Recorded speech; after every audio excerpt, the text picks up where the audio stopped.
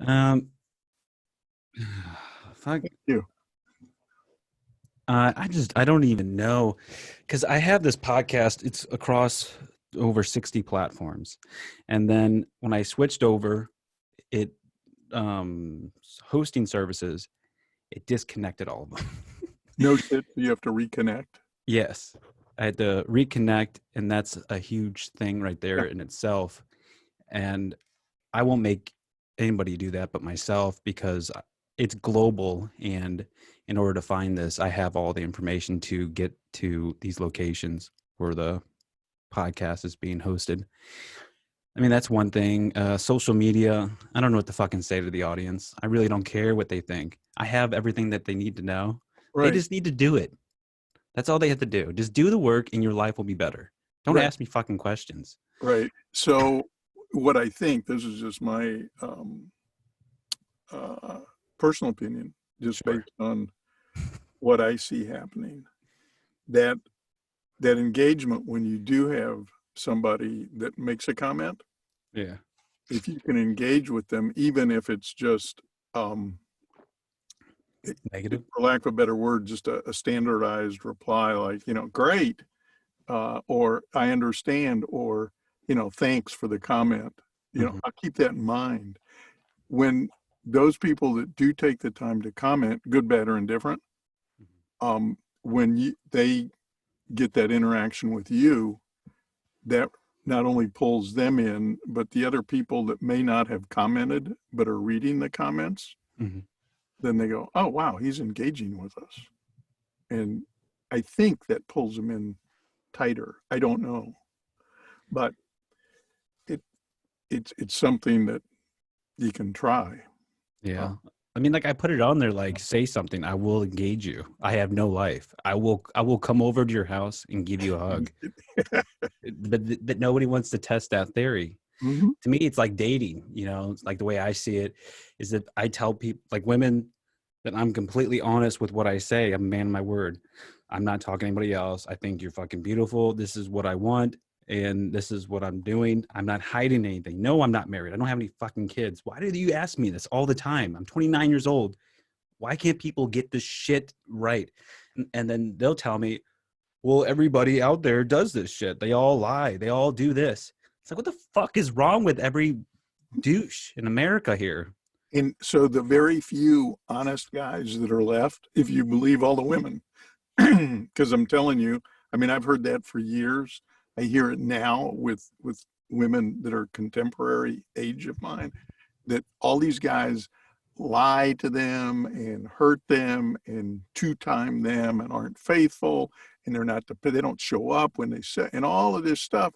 And so the few guys like you and me that are left, and I really believe we must be a minority, if in fact we believe what all these women say, we are left with having to deal with all of their baggage because of these asshole dudes that have mistreated them throughout the years. And they've Yes. grown to expect it. Now, listeners to a podcast, I think, are different than those women, but I know exactly what you mean relative to it. It's like we have to be the sin eaters for those that came before us, Hmm. if that makes sense. No, it makes perfect sense. And it's interesting because I can see like connections on things and how they can carry over to other things on a complex level. And with relationships and with podcasting, it just people before in relationships kind of ruin like give a bad taste. And that's what I don't want to happen with this. And it's exhausting when I have to go above and beyond every time I encounter with somebody. It's just like God, why can't you just know that one, you just don't work on yourself to know who's credible and who's not. So Right. why do I have to go above and beyond to show you? By that time, if you don't want to listen to the podcast or you don't want to date me, just go fuck yourself. Yeah, You don't. probably got other shit to go do. Nobody's forcing you to listen.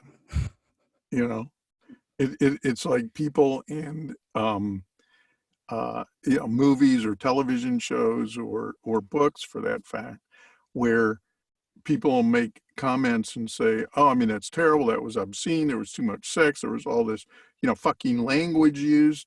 Uh, Did you finish watching the entire movie? Yeah. Hey, well, you didn't have to. If you were at a theater, you can get up and walk out. If it's your home, you change the station. If it's a book, you quit reading it. No one's Yes. forcing you to read it. And or watch it or listen to it. Um, that's why there's, tens of thousands, if not hundreds of thousands of podcasts and songs and books and movies and television shows. There's Mhm. something out there you like. If this is not it, hey, fuck you very much. Move on. And they're gonna fucking regret that because we're expanding. We're going off every avenue of approach. Like what I want to do with this podcast, I want to take it towards a TEDx approach. Mhm. I want different specialties. I want people. I don't even want to be the host at this point. I want to be able to delegate authority. Like, hey, I want Larry doing fucking politics, and I want him to be a straight cynical asshole and just But bring that whole thing out. Then I want some other douchebag to do philosophy and then real estate, economics. I want all of that happening, just information just being shoved out there with no time for people to respond. yeah, well, and that's also a way to do it. Mm-hmm. Um, and it probably at the same time creating some controversy, which creates interest and entertainment Yeah. today, I think. Oh, I'm down with some controversy. I'll Yeah, go out there and I'll say whatever I got to say to get some controversy going. you got some seriously controversial topics we had texted back and forth on briefly earlier this week. Yes. Yes, I think that's fantastic. I Mhm. actually did not get to study up on it because I've been so consumed in getting this shit up and running. Because apparently I went from like 100 downloads a day to 0. And I'm like, what the fuck? Well, Something's. and that's obviously because when you switched host hosting companies, Mhm, you lost all those connections with so many of the mhm. podcast players, if you will. Yes, and then I just been like a madman, just trying to get everything going.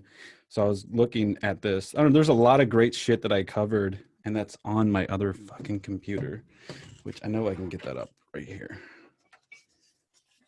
Oh, but Too, just another thought relative to hooking up with all those other podcast streamers or players. I'm not sure what you call them, but uh, probably literally for, I don't know how long it takes, but for a couple bucks an hour, you can go on to Upwork and hire somebody that'll do it. And, like I said, if it takes 5, 6, 7 hours, and you pay them 250 or $5 an hour. I mean, they'll speak English and understand how to do what you want done, mhm. but they're not necessarily from the United States that'll get it done. A lot of Filipinos are tech savvy enough to do this. Yeah, And again, you go to these freelance sites, and like I said, you put your project up, and I'll pay $5 an hour, and you'll get 25 people that will want to do it for you. it's like pulling up to the curb down in LA. People, you Right, just roll up in a truck, and people jump in the back. exactly. You got a couple cactus trees you need to move. Okay, cool. No, I looked into that as far as I know our money, if it gets converted over to the Philippines, it's worth more. Yeah, And I thought about doing that with my book that I'm writing. However, I can't do that. They can't relay the context that I'm trying to go off of because I'm really weird and abnormal. And I wanted to just transition that. And I feel like they'll just make it basic, plain English and just make me yeah. sound. No, a book that takes your artistic creativity, those juices. Yes. What Nobody kind can of juices? creative. Okay. Just making sure. Yeah, so now, I mean, those people, when I say those people, freelancers that you can hire for What do you mean, those people, Larry? those people, freelancers, I was going to say that when I said those people, I just, for example, took Filipinos. There's also United States citizens that for side gigs will, work for not a lot of money to do things that, you say, okay, here's what you need to do, dot every I, and they'll do it. And it Mhm. doesn't take any interpretation. I need to be signed up with these, you know, 342 podcast streamers or players, and those Yes. will do it. Um, to write a book, to edit a book, maybe. But Mhm. the writing is one of those things, as you well know, you can't really delegate that. That's you. Now you can obviously, like 45, you can have ghostwriters do shit for you. Yes. That's a whole different story.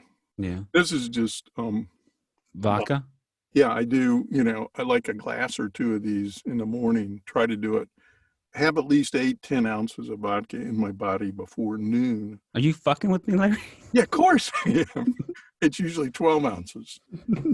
No, That's exactly what you I need would be off now. on the floor of this studio if I, Yeah. yeah, even did that at 6 p.m., with my martini, happy hour martini. I mean, if that's something you want to do, we can have a fucking little martini night and Oh, just see what that would happens. be fun. That would be, Yeah. you know, I'm like a gremlin, like if once I start drinking, there's things I'm not allowed to do. Like uh, if it's past 9 o'clock, I'm not allowed to go outside. definitely. Well, at least drive. Yeah. Oh no, it'll be bad for everybody, including myself, but Yeah. it'll get weird. Yeah, no, Trying to jump that's on cars. it's one of the things alcohol does to us all. And what is that? Makes this weird? I have a friend that has a great saying about alcohol. Nothing ever good happens on alcohol. There's some truth to that. I worked Yes. for a CEO of a large publicly traded company that Hmm. was at the time was a 28-year recovering alcoholic. Hmm. Now, if he's still alive, I mean, it's obviously 40 some odd year recovering alcoholic. And he tells some incredibly funny stories when he was drunk.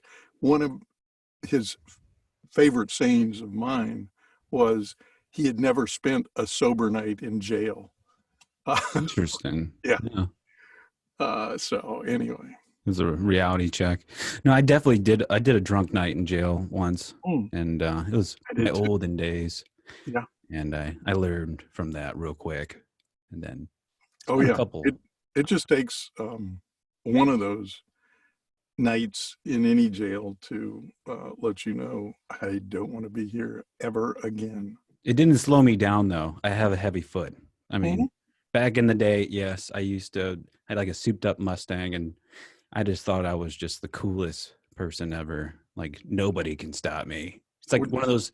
It's like you imagine yourself. You're at a parking lot, and you just like see one of those little Guardian bank trucks roll up. It's like, oh my god, I got this pimped out car. I know I can just whip it around there real quick, do my military flank, get in there, get the fuck out, move.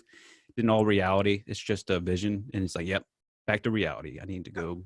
It's a little movie that plays in your head, Yes, take a and you're the sweep. lead guy driving. What do you have, like a 350 in that Mustang? Yes. Fucking what is it? It was actually a V6 stick Okay, shift. a big But V6. Yeah. I dumped a shit ton of money into it. Like let's before we go in there because I'm about to go off on myself like Greg, it's a V6. You have no room to talk. However, this was like 10 grand in the suspension and Wow. aftermarket parts. And no matter what you did, it was still a V6, but it just was Doesn't matter. Look, a V6 is a powerful engine, but once you put it is. Look, BMWs for years, the fastest production sports sedan in the industry was their 5 Series, and it inline had their six. V6 Mhm. engine, or it's actually, I think it's an inline 6, Yes. not a V6, but it's a 3-liter 6-cylinder engine. Mhm. It could outperform any hot or not Mustang, Camaro, like the Z Camaro series. Z28, yeah, Yeah, those are nice. Z28, exactly. Mm. I Um, like their lights and though. especially if it was anything other than a straightaway, because what you did to your Mustang, putting in special suspension and probably souped it up so you could take corners at 1,000,000 miles an hour and Hell yeah. through. I outran two cop cars in that thing a while Exactly. back. And those cop cars have especially fast engines and special performance in them. They're not just what is it, a Mercury Marquis or a Ford LTD, whatever the fuck they Yeah, used to yeah. drive. You know, even their SUVs you see them in today. I mean, that's a special cop car edition with engine and suspension so that they can try chasing you, and especially the highway patrol dudes, maybe not the local guys.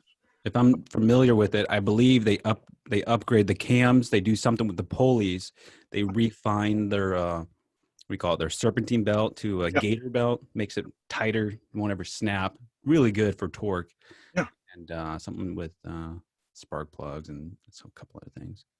yeah. They try to give them the equipment to catch the bad guys. Yes.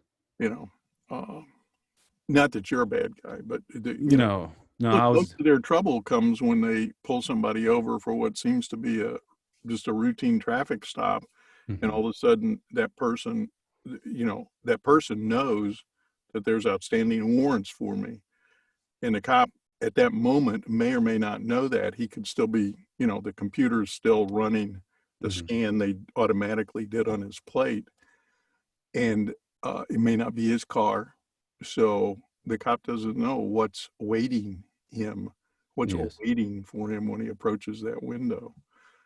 And you know it's it's a cops don't have it easy. No.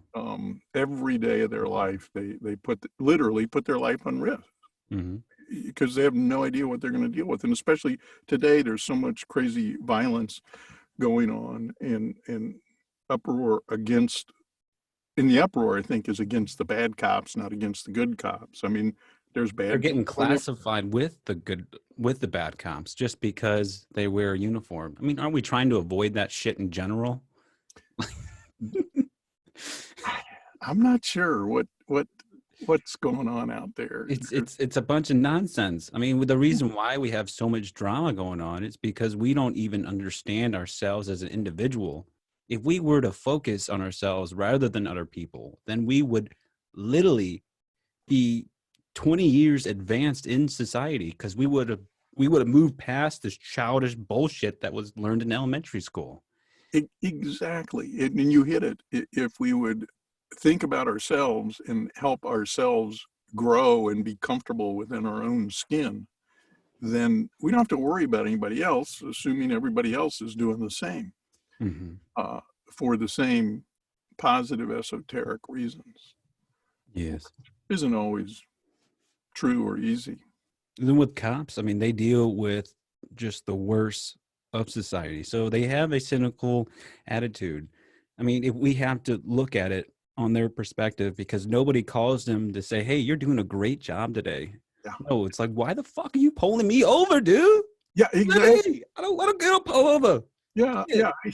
I didn't know I was going 60 in a 25. It just got away from me. Oh, did I run over two people? I wondered what those bumps were. That is a game where you say 5 to 10 points. Right now you are stopping me from making this game happen. Exactly. And it's like I said, it's just gotten worse, I think. Um, there's just, like I said, so much out there. And we, eh, especially here in the Midwest and in different parts of the country where we're dependent upon our own vehicle. Hmm. I mean, there are cities where there's great mass transit and you can walk or Uber slash cab ride, but many people don't have cars. They don't need them. Here in the Midwest, you've got to have a car. Hmm. It doesn't matter where you live. You need some sort of personal transportation. So we have this world, our car, which is special. And even though we know the speed limit on any given street is 35 or 45 or 25, in all honesty, I don't know about you. I consider myself a very safe, defensive driver. Because But, you're old, right? well, yeah, one reason, because I'm old and I've seen a lot and I know a lot. But the other thing I was going to say is, I'm always driving above the speed limit. Hmm. Seldom when I look down at my speedometer or when I know I'm in fourth gear in the city, I got to be going 50 some odd miles an hour. Otherwise the car would be lugging, Mm. you know, and, and I look down and go, oh man, this is a 30-mile-an-hour speed zone. You're going 50. Well, I got to get to where I'm going. And I See, but continue I going. don't think you're really speeding though. I think if we look at it, it's like, what if you're moving with the flow of traffic? Exactly. But that's not what the law says. The law says if you exceed the maximum speed limit that's posted. Yeah. Um, But so then that's just a bunch of nonsense because yes. if you can be out in the middle of nowhere, they Mhm. say that, oh, you're going over the posted speed limit, but I'm moving with the flow of traffic Right. because then I would be an obstruction to traffic if I was doing the speed limit. So this is Exactly. It's conflicting. actually just as unsafe to be going slower than the flow of traffic. In fact, on interstates and highways, generally you'll see that sign posted minimum speed 45 miles an hour. Yes. Because if you're driving slow down a 65 or 70 mile an hour interstate or highway, if you're going slow, what happens is people that are speeding, going 70, 80 miles an hour come right up on your ass. Fuck yeah, And we then they will. expect you to fucking move over or Get the speed fuck up. out of the way, Larry. Just get out of there. Right. And so that's really dangerous to go too slow because it causes accidents. Is like me, I'm wanting to get to where I want to get to in a hurry. Hmm. So I may not look in my rearview mirror. I may not signal. I do a quick downshift and move over without knowing a car's coming right behind me, and boom. Hell yeah. But that guy, not bit that slow dude, I call them speed monitors, drivers that drive purposefully slow because they want you to observe the speed limit. They're speed monitors. No, they're And in fucking Larry's world, douchebags. They're gonna there would not call be a the place for cops on you. there It's would like, not, hey, there's people speeding here. yeah. And they just slow down. They're like a speed monitor, slow down, slow down. I don't want to slow down. Well, I'm slowing you down because I'm going my 10 miles an hour in 2 lanes. Oh, fuck that. See, if it was at nighttime over here, I'll just light them the fuck up. I got 3 light bars on my truck, so There it's like you go. I'm cruising. It's like, oh, you don't want to move out of the way. Okay, Yeah. okay. I'll turn all the fucking high beams on. Yeah. It turns from nighttime into fucking daytime. Like you Yeah. can see. That's very cool. I that would be good. And now during the day, what do you do? I got fucking nothing. I'm completely useless. I can't run them over. I mean, because that just would be Yeah, no, manslaughter. But right. And it ruins your tires over time. yes, it does. It's just like driving on fucking gravel. That just a little bit of rock just eats it right up. Sure. Long periods of wear and tear. No, I actually do the speed limit. It's just better because if I try to be like everybody else to stay ahead of traffic, it is a lot of just wear and tear off of a big ass vehicle because you never make the lights in time. You always hit Right. the fucking Right. red lights. So you True. got to Well, pump that's the brakes. You got to what hit the I've gas. done. What I've done, although I've not gotten any positive results from it, but what I've done is I continually write both the city that I live in and the governor of the state that I live in at any given point in time, Mhm. asking for and or demanding a lane of traffic that's only Larry's. So nobody can drive in this far left lane except Larry. Now, here's the cool thing. I know it sounds selfish and stingy and self-serving, but Mhm. because of the way I drive and speed, it's really safer for everybody else. Then upon my death, I've actually volunteered to allow that lane to become a lottery lane. So everybody that wants it for themselves can pay $5 to the state and be put into a lottery to get Larry's lane when Larry leaves. Hell yeah. I like where this is going, Larry. Yeah, I mean, What kind, what kind of vehicle do you drive? Stick shift? I heard that. I do. I drive a old beat up Beamer. Hey, that works. It's not beat up, but it's shit. It's almost as old as you. Holy It's shit. '04. It's an '04, but it's 6 speed. Hell And yeah. Is that with almost, the I mean, hydraulic clutch or is it actually uh it, it's got no some cable? electronics working the clutch. Oh Everything in the nice. car is still new enough to be electronically and computer chip Nice. oriented. So, it's stupid when something electronic goes wrong with the car or what you think's pure mechanical. Hmm. Find out there's a little module that controls your clutch. I'm curious, wasn't BMW a chopper company back in like Vietnam era? Well, yeah, actually, before that, I mean, it was an airplane. They manufactured airplanes like Saab. And in fact, Interesting. here's a little known factoid that's worthless and will take you nowhere in life. Fuck But yeah. a lot of people don't know the BMW logo that you see on cars and the motorcycles. Hmm. Okay, that's actually a propeller. Yes. Yeah, seriously. No, Yeah, I'm aware of that. I was actually was going to pull that on you, but I'm like, you know what, Larry, you take the wheel this time. yeah, there you go. Now, here you another factoid about German manufacturers. It's better I, than Americans. well, yes, in certain respects, absolutely. Yes. So I don't know if you're a fountain pen enthusiast. I had an I have addiction no clue what the for a hell long that time. is. So one of the luminary fountain pens of the world is called a Mont Blanc. Okay. Okay, I don't know if you've ever heard of it. Never. Tell me. So the Mont Blanc is generally what you see, especially when you see dignitaries, world leaders signing shit. If they're Hmm. still using a fountain pen, it's a Mont Blanc, and it's like thick, like a big ass Cuban cigar. Okay. It's got girth.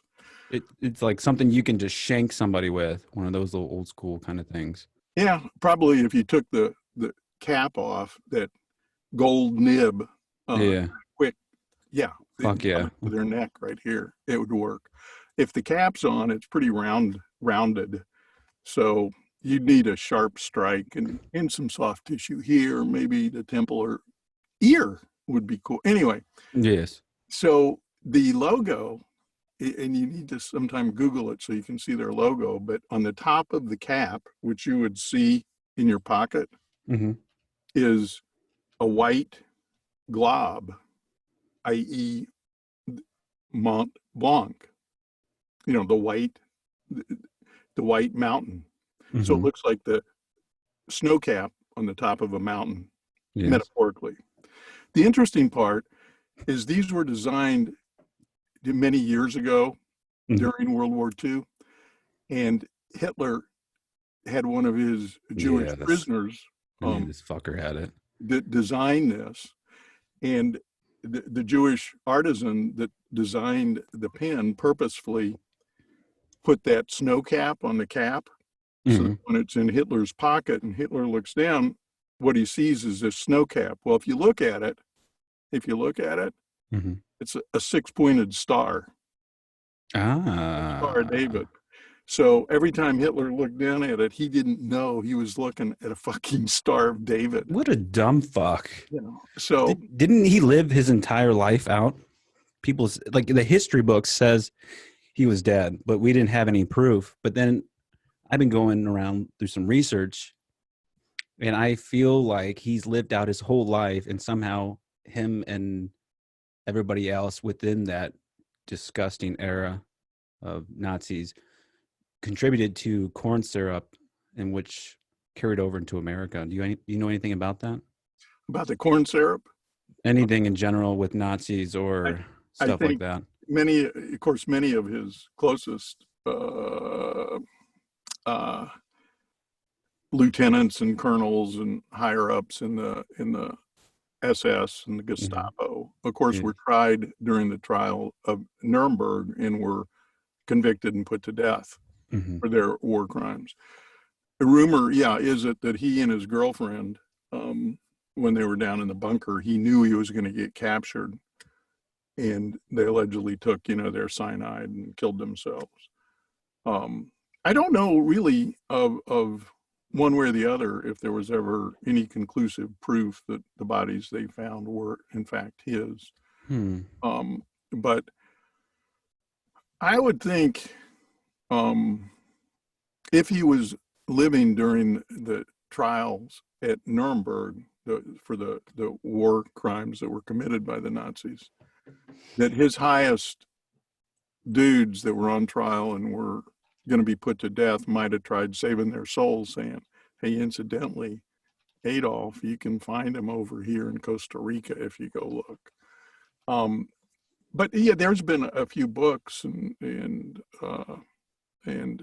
theories put out about that. Of course, a lot of his higher ups right after the war, migrated or escaped to Brazil. Hmm. And they were actually hunted and found in Brazil and taken back to Nuremberg for their trials. Um, so I don't know. I guess that's a long way of saying I really don't know. I would hope that he didn't live out his life, or if he did, that it was quite torturous and terrible. Um, just the effect he had on the world and the millions of people, Jews, Gypsies, Czechs, Austrians, that he put to death in this concentration camps. People just So I'm talk. noticing shit that's actually happening today with just information about our government. It's like information that comes off as a conspiracy. Then as time progresses, it becomes like this hidden understanding, like, oh, I know this, like, oh, well, I don't know about that, like for this, like this little conversation. Mhm. And then I feel like it carries over until more and more people know, until it just comes onto the news. It's like, why does it happen like that? Like, why is it, it's really weird. It's just like with information, like this shit that's been going on for decades is now becoming new information. Like, when the fuck does this happen? Why isn't it happening when it's happening now? Like, why can't we do you think we just can't handle the shit that's going on? I think that's part of it.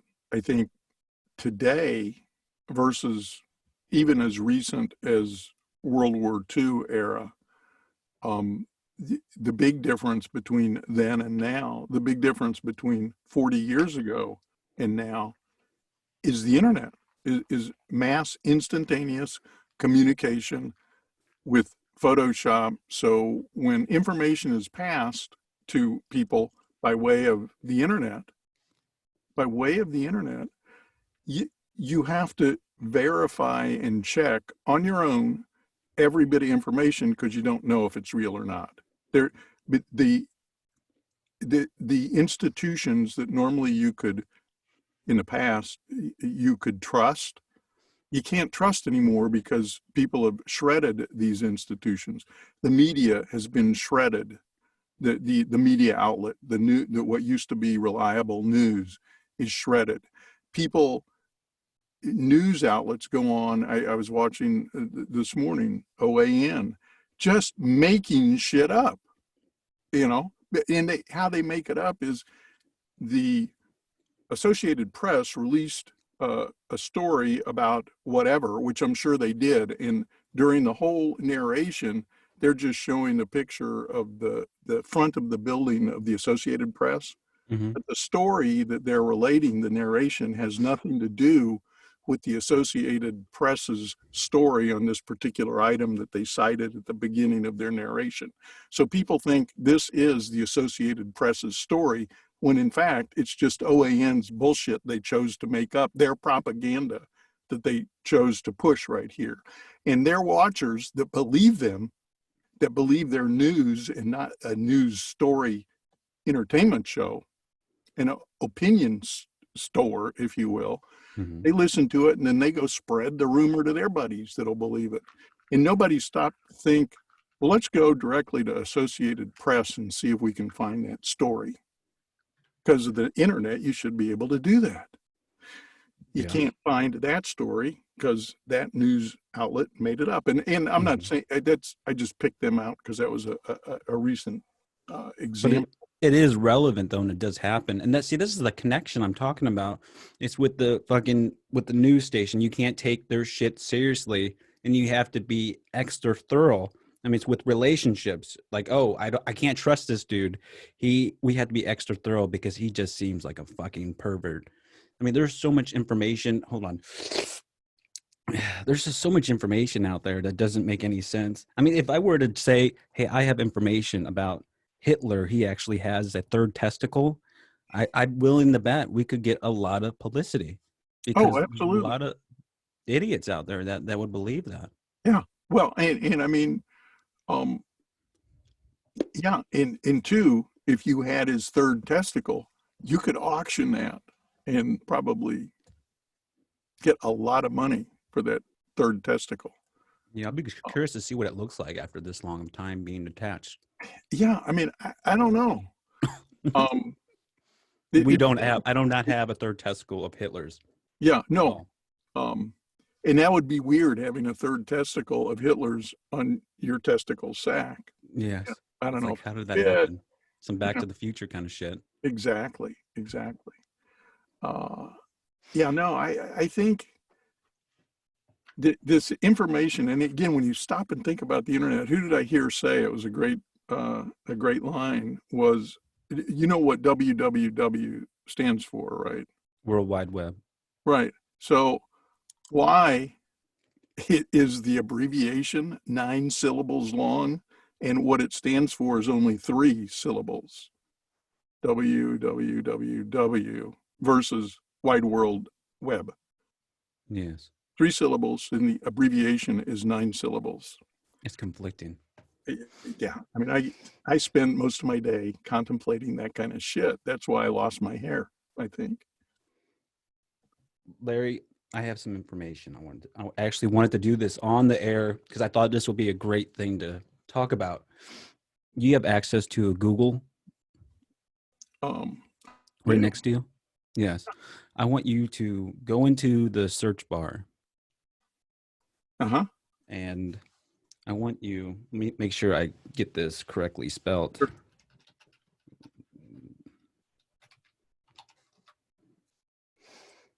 I want Yeah. you to spell this. Hold on one second. Let me just get to an address bar so I don't lose this one tab. Okay, I'm ready. You're going to do ILL, correction. I literally just said I want to do it this way. I have to do it the other way. It'll be IT. I'm going to start over now. IT. Mm-hmm. Okay. A. Yeah. N. Uh-huh. I. Uh-huh. M. M as in mother. Correct. Yeah. U. Yeah. LL. LL. Oh, .com. .com. Correct. Now show me what happens, or tell me what happens after you click submit. I get this incredibly beautiful naked woman. Really? No, I haven't clicked it yet. No. It's not supposed to happen like that. Okay, let's see. NSA, it's redirected to NSA government, So NSA.gov. interesting. You know what I just spelled to you? I was looking at that before I hit enter, and that's why I was pausing, and I just decided, let me just hit it, you know. Mm-hmm. No, and I guess here, let me back up, and then I should be able to see it in the, no, it didn't stay in the bar when I backed up. What did I type? You typed in Illuminati Oh, backwards. I thought it was Illuminati at the very end, but when I looked at it, it there was something that didn't look like Illuminati. Yes. Well, Um, it was written backwards. So if you were to type it backwards. I gotcha. Okay, I see what you did. Very good. Well, so yeah, it's just redirected. So why is that? I mean, just out of care, like how, I'm just going to guess. Take a sure. wild ass guess. Is the people that own Illuminati.com or .org, whatever it may be. Mm-hmm. Um, when, as you well know, when you buy your domains, Yeah. you can buy a domain for anything, and then Yeah. you can redirect it anywhere you want. Mm-hmm. Um, so it fits in with what Illuminati is and does. In that, yeah, I'm trying to get to Illuminati, and I end up at the NSA.gov site. Wow, that's weird. It's not weird. I Mm-hmm. mean, if I've got 3 or 4 redirects on misspellings of my name. So, if you get it wrong, you still come back to where I want you to. Yes. So yeah, I mean, it's, um, like I said, in the hot and heavy day, if you're trying to get onto Illuminati and you get redirected here, fuck, that's weird. Mm-hmm. Is wow, how are they tied to the NSA? How are they tied to the federal government, or, any of that? And then when you have 45 spreading Russian propaganda that his security and intelligence agencies, because he's appointed everybody now that's in high power because he's fired everybody else. So they've already said that this Russian propaganda that's being propagated right now is nothing but Russian propaganda. And 45 is retweeting the Russian propaganda. That's frightening. And it kind of gets back to this. Why the And fuck is he doing he's that? been warned by his intelligence agencies that no, this Russian shit is nothing but shit and propaganda. Hmm. Anyway, I don't know how that ties into this, but it's probably close. Yes, as far as a bunch of nonsense happening. It's just, again, one of those things that people that don't care about themselves or don't care about fact, when this happens, they just accept it and go, wow, that's right. The Illuminati runs the world. In fact, they're running our federal government, or at least the National Security Agency. And what do you mean by that? Do you think that there's like a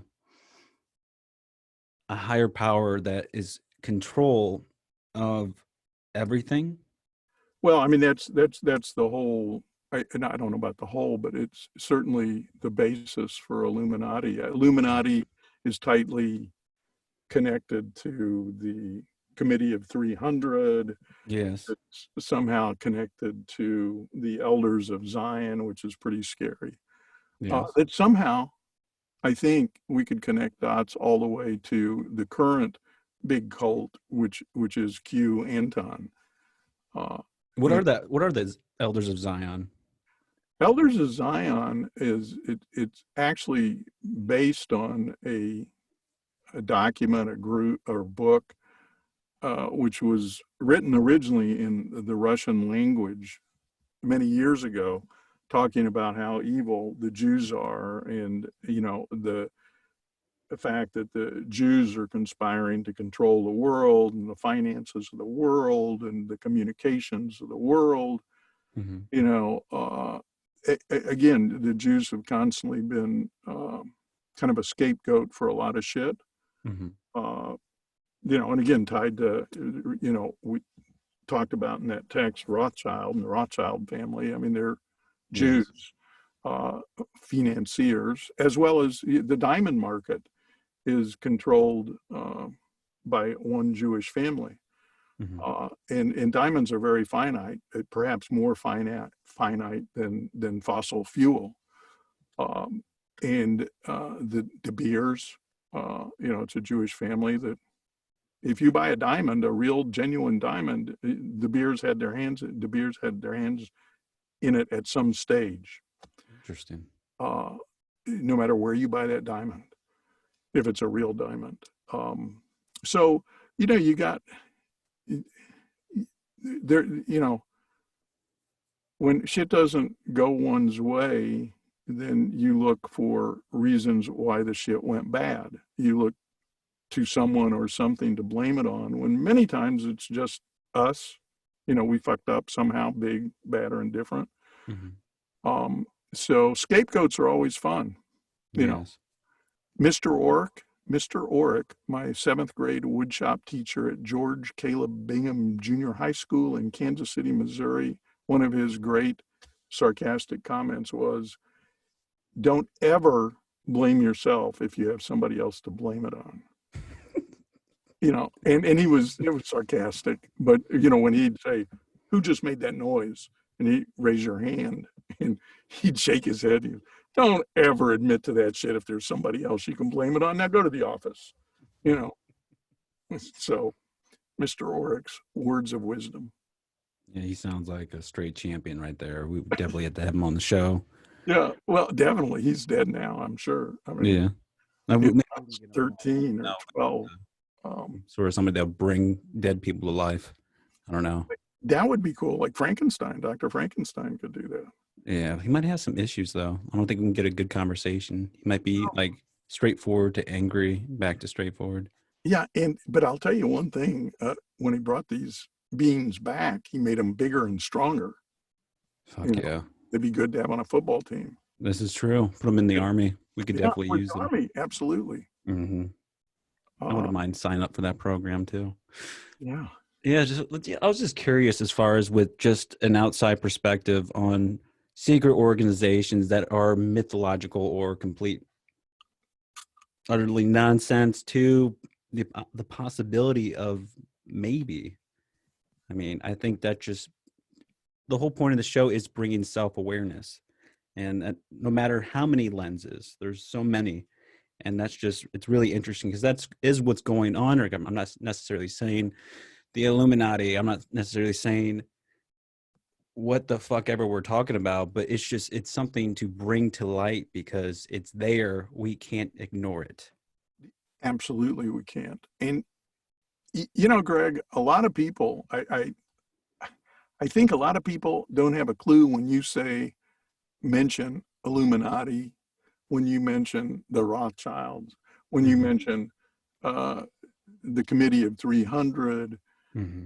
the Elders of Zion. Number one, not only do many people not have never heard of it, never don't have a clue about it, but they won't take the time to see what it is, but they will listen to what somebody tells them about it and accept that as gospel. And I'm Yeah. not saying it is or isn't gospel. I'm just saying today, especially with the internet, you can um, delve into anything instantaneously. And excuse me, I was No, you're not excused. okay. All right, I'll leave then. But I get it though with the gospel as far as it's we like if we were to tell them about this information, which we are, Right. so we are telling them, I can see them accepting it because we have established some credibility by one, we are on the air. We are technically like a radio station. Yeah. I mean, if we have made it through the hoops of doing this, somehow we have some factual information that we are presenting. It's like when you go to the doctor's office, he tells you you have cancer. You don't just say, no, I don't fucking have cancer. I don't believe you. Yeah, that's You right. literally will accept it and start crying your ass off. Right, right. So Uh, I get that. or at the very least, you say, "Oh, that's not good. I need to get a second opinion." Yes. You know, and two, for me, and fortunately, I've been healthy my whole life, at least relatively healthy Yes. compared to a lot of people I know. So when I have stuff going on with my body, As you choke to death right here, trying yeah, to well, explain I this. need water and I'm Yeah. out. But Oh no. so what happens is before I go to the doctor, I go on the internet and, you know, I research these symptoms. And then when I go to the doctor and he says, well, what's going on? I explain that based on my MD degree from google.com I received, Hmm. I think this is my diagnosis. And, you know, sure enough, 2 or 3 times out of 5, he goes, yeah, you diagnosed that right. And I go, great. Now what are we going to do about it? Yeah. But yeah, today we do have ways to verify even what our godlike doctors tell us, whether it's through a second opinion. I'm really serious about that. If I were to go to the doctor and he or she was to diagnose something semi-serious or serious, you know, I'd say that's cool. I'm going to get a second opinion and we'll go from there. Um, Although at my age, you know, why extend this stuff? You know, I mean, just put me down. True. You know, I'd rather go down with what quality of life I know I have right now Hmm. than end up with diapers, you know, pushed into a corner of some nursing home, Yes. drooling all day and eating soft foods and pudding and shit like that. I can Uh, picture you going down as Walter White off of Breaking there you Bad. go. Yes, Yes. yes, yes. The cook, as But I what you mentioned like going to the doctor, I think that's kind of some important information that people don't take into account. We go to the doctor when we are in a bad place, when there's something wrong, yeah, when we're sick. Why aren't we going to the doctor when everything is right? Why aren't we getting a baseline on our most healthiest conditions and then using that to determine when things do go south, hey, I know where I should be, but I'm down here. I feel Exactly. like that can save you a lot of heartache trying to figure shit out. Like, well, maybe this is wrong, maybe that. No, it's just, there's a lot of simple things that people aren't doing and taking into account.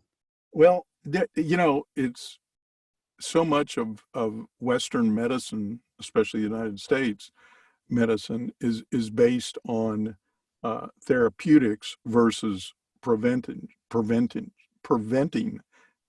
illness.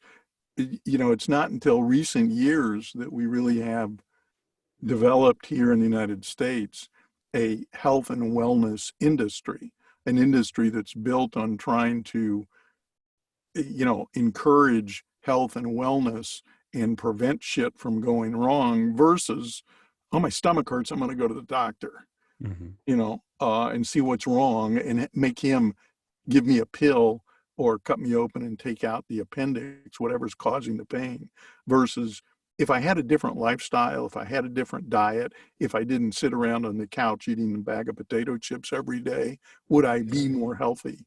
I don't know 100% if you would, but I have an idea you probably would, because when you look at how we humans are designed physically, we were designed to fucking move, Yes. you know?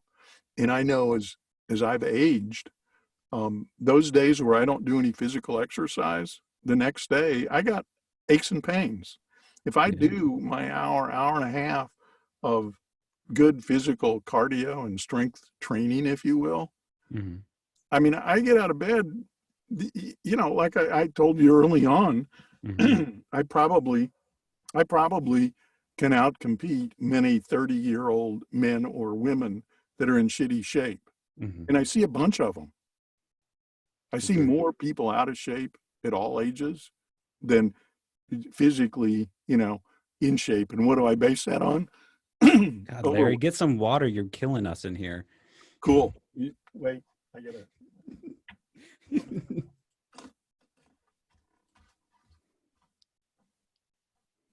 Ladies and gentlemen, Larry has just left the building. He's getting some water as I get myself water, and we will be back with you momentarily. Momentarily. Hey, I had them move the river closer to my house.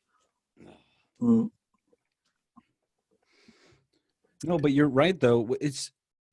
I see so many like fat motherfuckers. I mean, I'm trying not to be negative because I was a fat kid back in the day, but then I was in the military, and then I had to go through so much shit, like mentally. I'm still probably fucked up from that.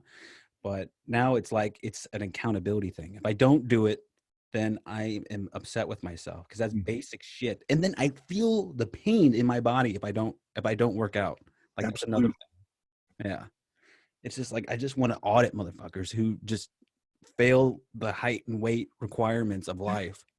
It, It's disgusting.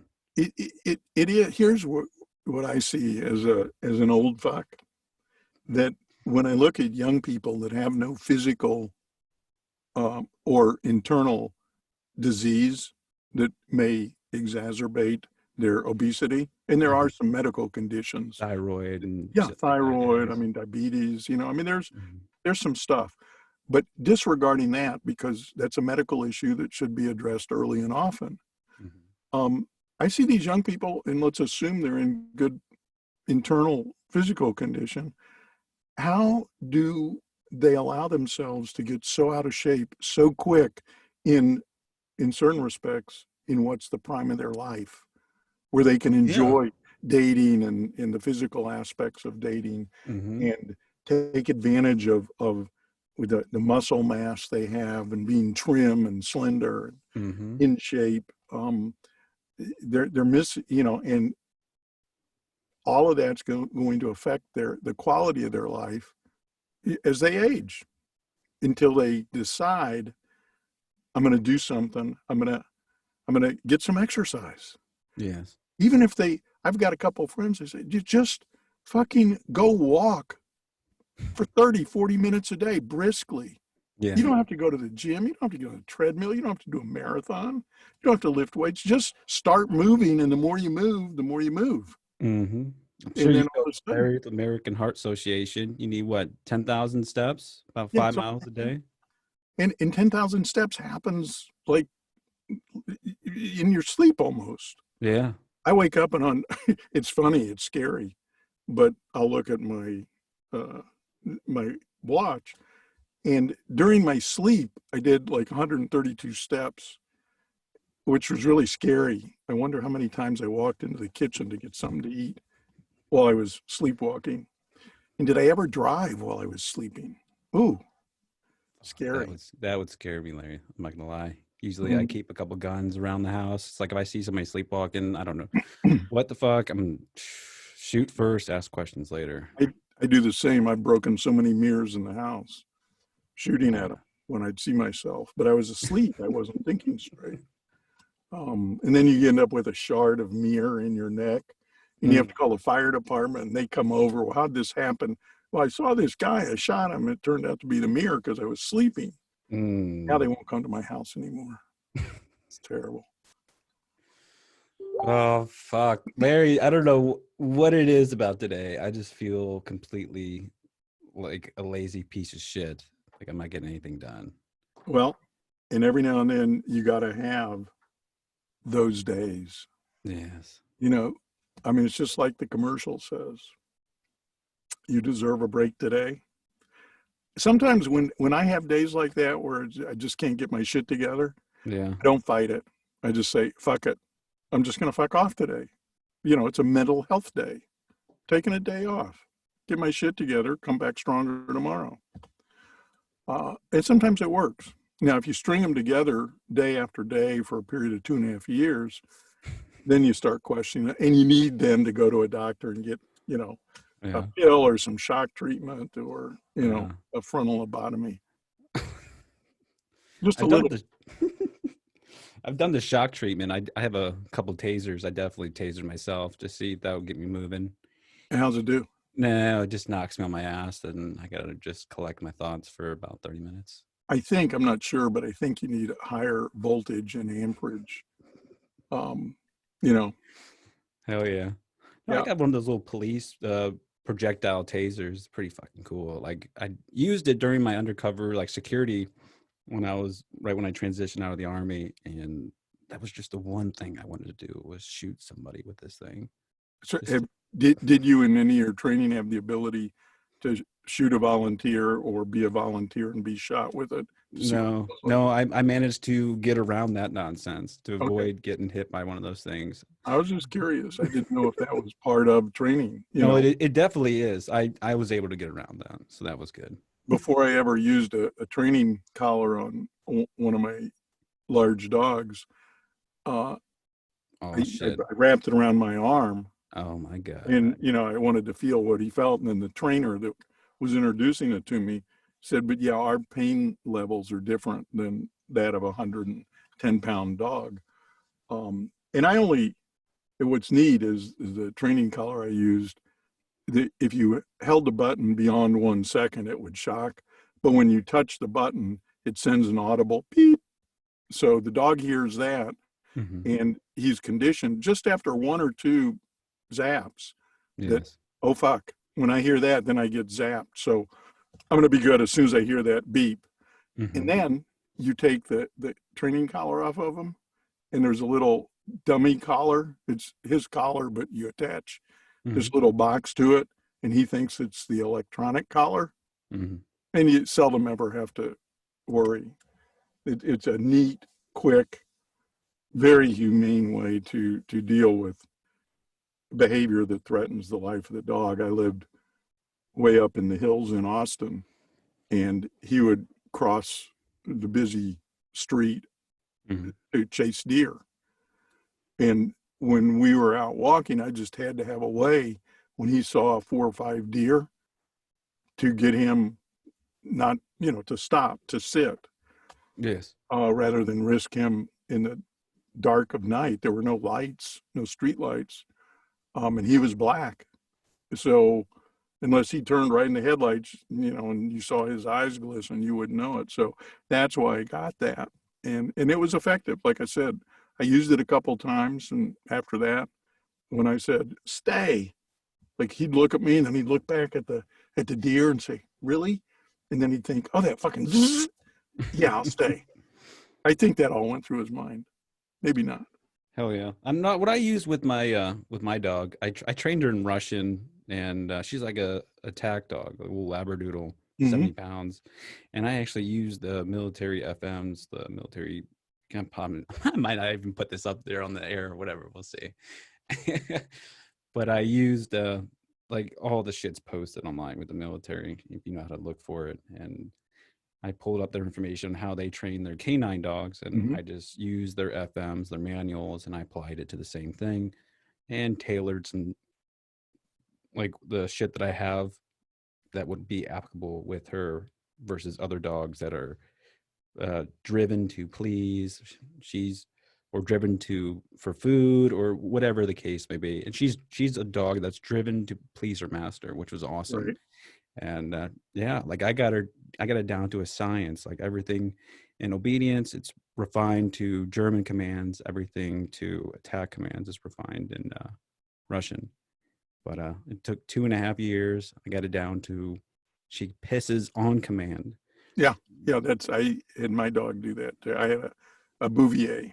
Bouvier, I'm not even familiar with that. Oh man. It's an You know, ugly little dude, I bet.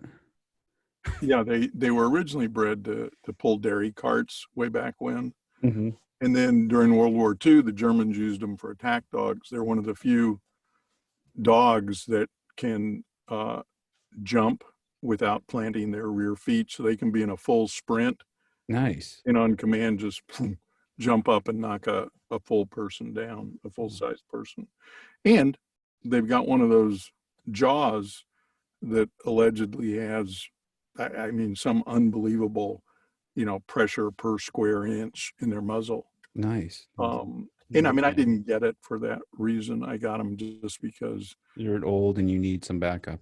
Well, my last Bouvier, he was 13 when I had to put him down, and that was 7 years ago. Man, that's Actually, rough. next month. I'm Um, sorry. they're just really loyal dogs. Their personality, they're real loving kind of dogs, but they're not doggy dogs. They don't come up and wag their tail and want you to pet them. Mhm. I Yeah, mean, it's a yeah, fucking annoying. yeah. Well, they'll lay on the floor and they'll lift their head up and come over Wait, here. how does that go again? I don't feel like coming over there, but could you come over here and rub my belly, please? Hell Train no. you to do that. You know, they train you to do that. It's amazing. Are they for people who have allergies? Pardon me? Are they for people who have allergies? Are they hyperallergenic dogs? Yeah, pretty much. They don't shed. They have a coarse curly coat. Other than their beard, they have a beard, which you have to clean daily because it'll absorb all the food from their food bowl. Mm, Um, but from that standpoint, yeah, they're because they don't shed. They certainly have dander, but they're not as hypoallergenic as a Labradoodle or a poodle mhm. would be. But that was one of the things I liked about the fact they don't shed, but they have a double coat, so you've got to rake it out.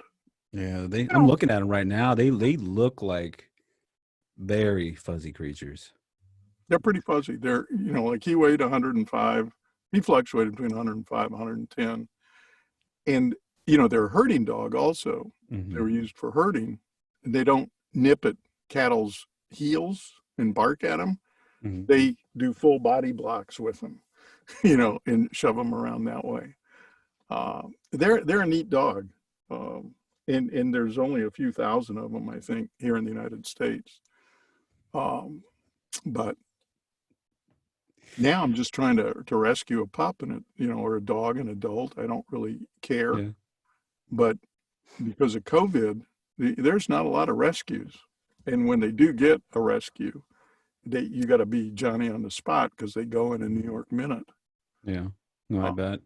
yeah, yeah. Larry, I'm just looking at these hairless cats, and for some reason, your face just seems to fit perfectly there. Yep, yeah. For Why? Yeah, how do you say that? I'm not a cat person. I mean, I've met some cool cats in my life, but I would never really live long term with a cat. Yeah, I Too, don't mind them. I don't mind. I yeah, want to build a cat highway. I think that'd be pretty they're cool. so different than a dog. I think this I, requires a certain intellectual to take on I- that feeling. Absolutely, in a different way, Mhm. than a dog's intellect. Yeah, Because there's some smart ass dogs out there. damn right there are. And she's laying right next to me. Yeah, there you go. Yes. She's trained you well. Fuck yeah, she has. You know. I think we're gonna call it, Larry. It's gonna be a short. Hey, that's cool. That's cool. I did not prepare for this. I kind of like I've been working on it, and then I had to go do that. Then I've just been fucked. I don't Don't know. worry about it. The other thing, before we go, and obviously you can edit this part out, Sure. is relative to helping you on production. What are you talking about? And like I said, these next 3 weeks for me, just what I've already got on the books, Mm-hmm. is just an incredible 3 weeks coming up. It's actually starting today. In fact, Yes. Stevie said, will you meet me at Barry's pool? And I said, I'd love to, but, you know, I'm like tied up until Thursday, literally. Okay. Um, so Mm, tell me what you got in mind, and let me see what I can What contribute. what can you do? Like, are you familiar with the social media? Are you good at connecting that? Eh, You I know, shouldn't even. I'm just learning how, Yeah. really. Um, I, I mean, I've got some followers and stuff, but I Hmm. don't use social media to the extent I should. I know some of the tricks. Yes. Oh, it Um, gets very deep. I can yeah, teach you so I much. just don't. Um, One of my coaches, my nonfiction coach, says what you need to do is you sign up for Hootsuite or something, and then Mhm. when you can schedule like a month's worth of postings, Yes. and it I, just you push a button and then it goes to all your social media mhm. platforms, so you're not having to spend a bunch of time posting to Facebook and posting to Instagram and posting here and put you. Yeah. Yeah. Hootsuite will go out and post for you everywhere you want to post, and like I said, you can sit down at the beginning of each month and post 18 posts to be posted on this day at this time. And you push boom, or I don't know the button, I don't know what the button says. It's And send you link. push it, the radio button, and click it, Yeah. So boom. It's done. like I have this online. I just got it set up to release weekly email letters, Mhm. and I just finally finished that. And I had a, what do you call it, a social media guy, and he just fucked it all up. Well, And yeah, and I'm not saying they're not worth it, because the good guys are worth whatever their fees are. mhm, But it's something too. I firmly believe when I'm trying to learn how to do this social media, and mhm, then it's easier to hire somebody to do it for you, because too, what's involved, and when they give you their rate, mhm. you can say, yeah, that's a. See, when I realize how much time it takes and whatever expertise he had to develop or she had to develop, that's fair. I can, Mm, but otherwise, you know, it's hard to know whether they're doing their job well or not. mhm. Anyway, that's just my opinion there. But No, like it would be helpful if like you can like cipher the previous like podcast release and like point out like some good information that catches your attention for the type of person you are. One is an older male, a different generation, because I'm trying to consolidate data analytics. I have so much. I have Google, what do you call it?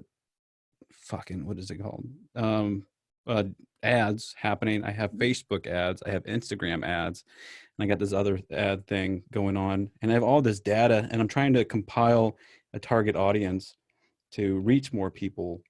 And I think it'll be really interesting as far as to get somebody at your age or somebody below that, if I can understand what you find that's interesting, what you find, because that's an audience that I'm having trouble connecting with. yeah, and that's I probably here's one thing I will tell you about me, and I'm an anomaly, I think, I for believe that. a Fuck lot of yeah. people in my era. Hmm. Not, and I don't say that in any judgmental way, good, bad, or indifferent for me or anybody else. It's Hmm. just I'm a weird motherfucker, Yeah, you are. you know. Fucking Um, 69, ripped, fucking yeah, hilarious. exactly. I don't know Uh, anybody like that. well, just the way I've lived my life, and but so, but I can relate with a lot of baby boomers, the people basically my generation, Hmm. and I know what a lot of them, uh, what they're into, what interests them, what doesn't, uh, and I think almost one thing we could talk about, not today, because I know you've already told me where you're at today. But we should spend some time on some of this stuff that is boring as hell, but effective as hell. And that's picking out a niche and then really zoning your podcast and all of your social media and your email campaigns, if you will, Hmm. newsletter, whatever you want to call it, to go after that niche. What I'm suggesting is find a specialized niche and market that. Yeah, it's real defined, and the Hmm. population that you would be hitting is much narrower than a broad population. But again, if you've got 2 million people that exist in that niche and you get 50, you get 25% of them, all of a sudden you got 500,000 people. Yes. So that's a pretty big audience, for a podcast, Hmm. considering there's literally tens of thousands of podcasts out there always competing for somebody's listening time. Hmm. And that's why I think if you can zone in, and I don't know, this is just coming off the cuff, if you will, although I don't have cuffs on. See, I'm short sleeve. Yeah, you're cuffless. I'm cuffless, yeah, and clueless many times too. Same. I'll tell you, I'm not clueless. Uh, but I have been sleepless in St. Louis before versus sleepless in Seattle. And I don't know that I want to be in Seattle right now, even though I love Seattle, but it's a little crazy for me at this moment. I believe that. Yeah. So that's one thing, Hmm. is zone in on a niche, a specialized niche, but one that has, again, a big enough population that if you only get 10 or 15%, you got a huge audience. See, that's like it's fucking difficult because I can't I don't share with anybody. I don't fucking talk to people. I mean, I talked, apparently a lot of people from my military have been contacting me from the military, and they told me this, and that I haven't heard any reviews from anybody. And this was the first person that gave me a review. And they said, when I was during boot camp, I was in a platoon of 72 people, and we dealt with some fucked up shit. And everybody always looked at me during the most intense situations. And I didn't understand that at the time, but then they were bringing it to perspective by saying, like, during these times of stress and just uncertainty, we always looked to Favazza because I would laugh at the most weirdest shit because I didn't know how to handle fucking like some dude screaming at me. I'm like, I never went through this in my entire life. Like some dude going psychotic, about ready to beat the shit out of me. I would just laugh. And they saw me laugh and they're like, okay, we got nothing to worry about. Like, Right. long as you're laughing, we can get through this. And I don't know, I find that really inspirational to me, finding that out now.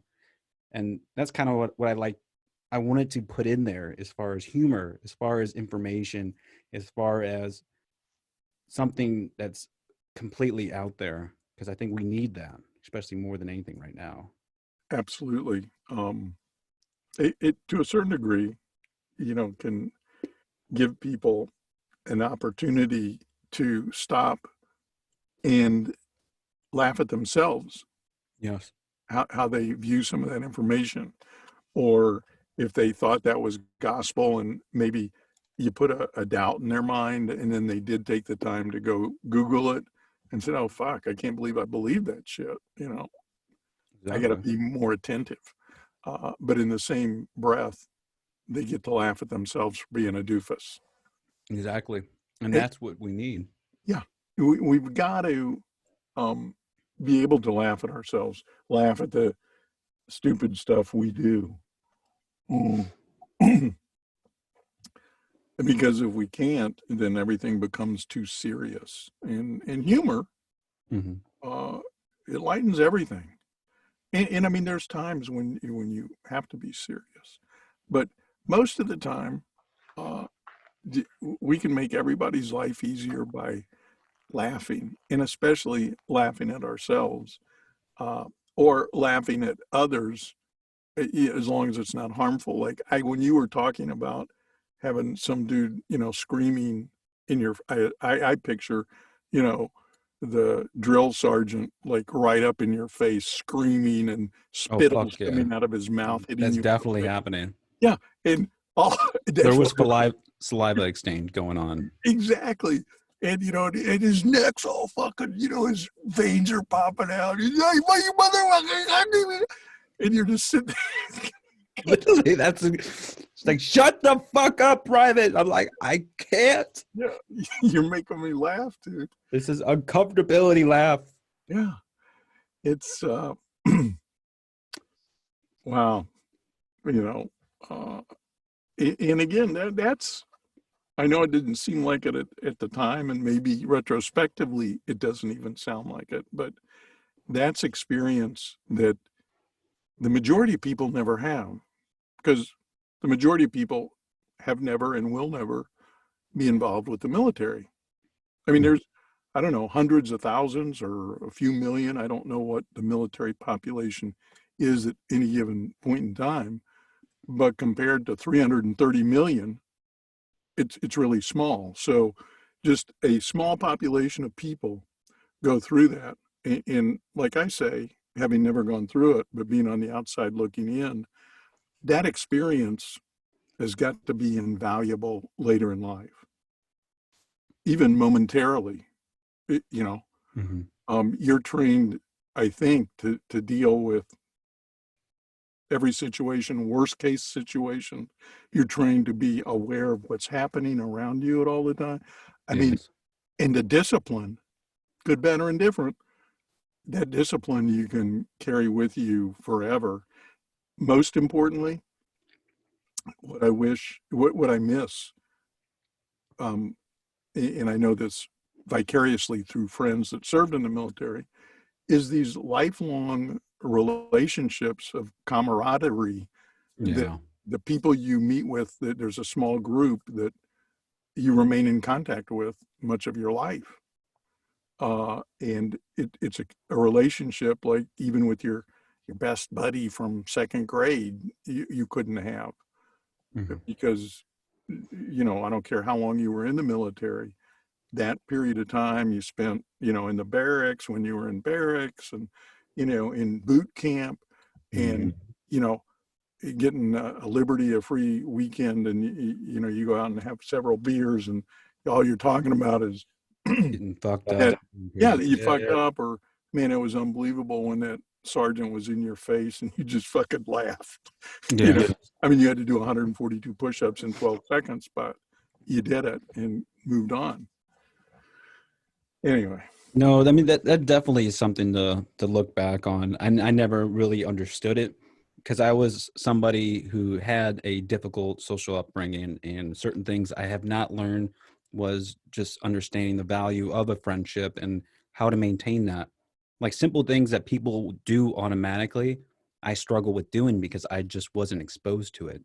And then it gets weird when I bring it up to people. It's like, oh, well, you're kind of fucked up. I don't want to be around you. Well, it's like, well, if you think I'm that way, then I want to be around you because you have a closed off mindset and you're fixated on bullshit rather than the reality of the situation of me being a good person who won't screw you over. But again, that means you haven't learned yourself. So please be gone. yeah, yeah. Trust is, um, I it's love hard those to trust icebreakers. somebody else if you don't trust yourself, I think. Mhm. Um,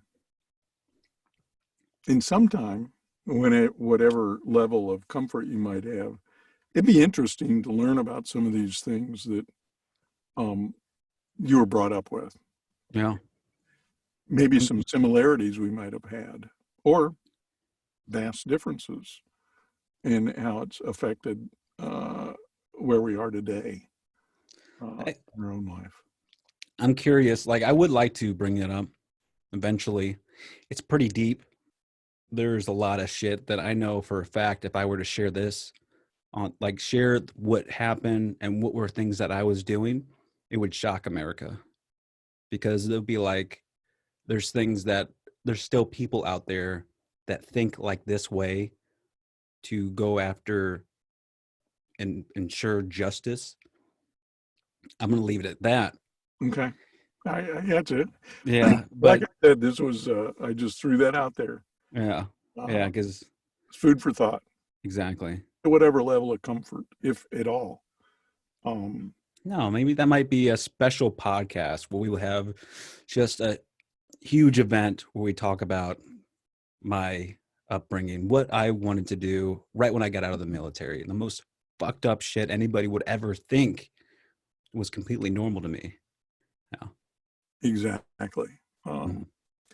And, too, you might learn that in different ways, um, many people have gone through, and I know this sounds weird, but have gone through similar stuff, but just in different ways, but affect them uh, in the same dramatic, large scale, having lasting effects for, good, better, and different effects. I'm not making judgment on how any of us are the way we are based on how we were brought up, Mhm. but I think we're all, to one degree or the other, a product of the way we were brought up and the environment we were brought up Yes. in. Yes. Well, now that I hit that closing part of where the podcast will end, I Yes. can definitely tell you that I was at a point when I did get out of the military where I started to utilize my skill sets in managing a military, like a brigade of 4,500 elements, and planning out missions for the next 2 weeks. So I knew how to plan out an event that I wanted to take place on the finest details. And I would, and I planned out, what do you call it?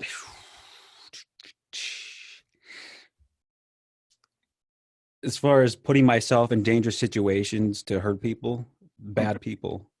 And there's a couple situations where I actually moved to a new location because I did a lot of research on pedophiles. Okay. And I actually took everything into account on these people that were over there and how I'm going to kill them, what I'm going to do to kill them, and how I hunt them down.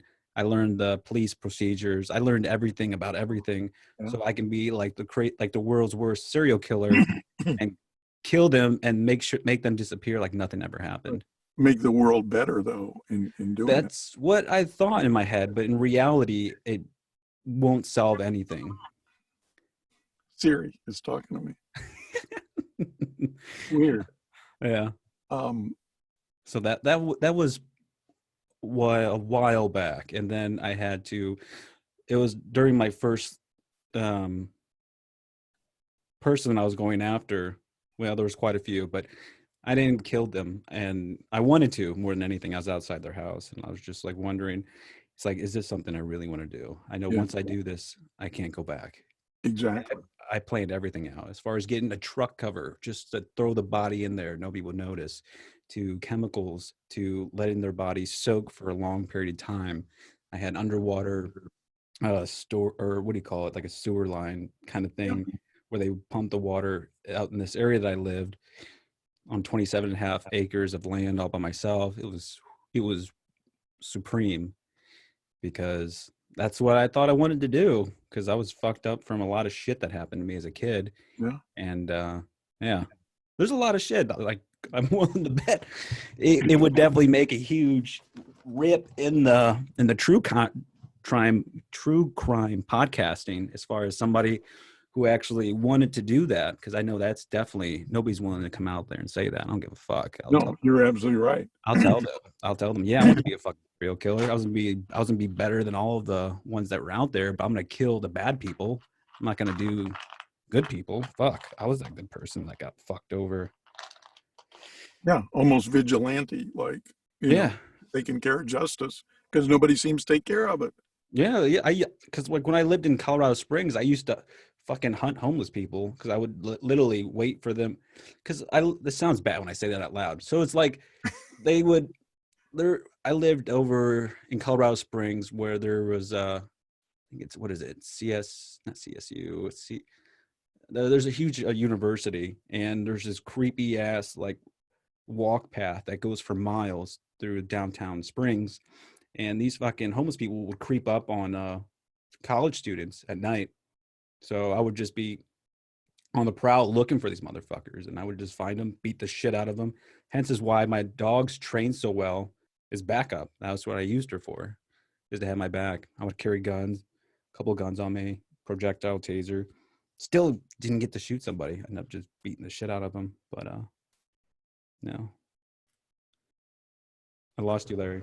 Larry, you're not talking. There's no. There you go. Yes. I'd put mute on so I could cough and clear my throat. No, you're good. You're probably like, dude, this guy's fucking crazy. Like I'm talking away, and you're like, holy shit, holy shit. I do that a lot anyway. It's like I got this on recording, Greg. You're fucked. Okay, Larry, I didn't kill anybody. I sure hell beat the fuck out of some people, but I didn't kill them. No, and it's good because otherwise we'd be doing this, except you would be somewhere in a penitentiary. We'd be zooming. Yeah, I'll be down with that. And you'd have like an orange jumpsuit on. You want me to? I can get the background set up that way. We can do. We could do like a prison deal. Yes. I would be down with it and just share it and see who believes it. That's right. Because we could get people to believe it. It's all entertainment, right? Yeah. And it's not a lie. No, because we're all in prison. In a way. Different. In ourselves. Yeah, in ourselves and in our mind. Question is, do I want to let that guy out? I don't know. Yeah, let him out. I understand. I have to deal with mine all the time. My little demons try to get out. I feel like you're a psychopath, Larry. You're not the first person that thought that. 5 therapists quit because they said, I can't help you. You need that frontal lobotomy, a big one. And so when I go through the metal detector at the airports, I always cause a problem because this plate goes from here to here. Interesting. Yeah. And a lot of times if I want some extra stimulation late at night, I'll take a lamp cord and strip 2 ends of it and plug the other end into the outlet, then take those 2 stripped areas and just hold them right above my steel plate. Fuck yeah. That sounds nice. Yeah. Well, it's sometimes when you're bored. Yeah. I think you're trying to be funny though. 'Cause to me, it sounds like it would be a good idea though. No, it's no. And yeah, don't try this at home. Don't try this at home. I've probably never done that. What's that tattoo you got right there on your neck? I never asked you that. That's when I was in prison in Mexico. That's how they kept track of us. I knew it. I knew you were in fucking prison. I can tell. Yeah. Larry, let's get that out there. Hey, everybody knows. Most people do. Yeah. You were in prison. Did you kill anybody? Oh, no. You wanted to, though. I wanted to. And so I was actually imprisoned for my desires. One of the few people that was ever imprisoned for your desires to kill imbeciles. Really? Yeah. And they were just unhelpful imbeciles. That may not be true. I'll check. But no, actually, this was to be a part of the Incan or Mayan sun calendar. But the tattoo artist, he had no clue as to what I was. He was probably a Mayan. He actually had it done in Cabo. Nice. And so then he just started showing me a bunch of books and, point to something that's similar. And this is the first thing that was similar. And it's different. And I actually like it. and many times I forget that it's there, and I'll be somewhere and somebody goes, "Oh, that's really cool tattoo." You go, "Oh, you can see the tattoo on my back. I know this one." Hmm. I don't, yeah, I forgot that one. Yeah. Isn't that for like some sort of like cults? You gotta have some sort of like symbology on Art. Yeah. your Yeah. face area.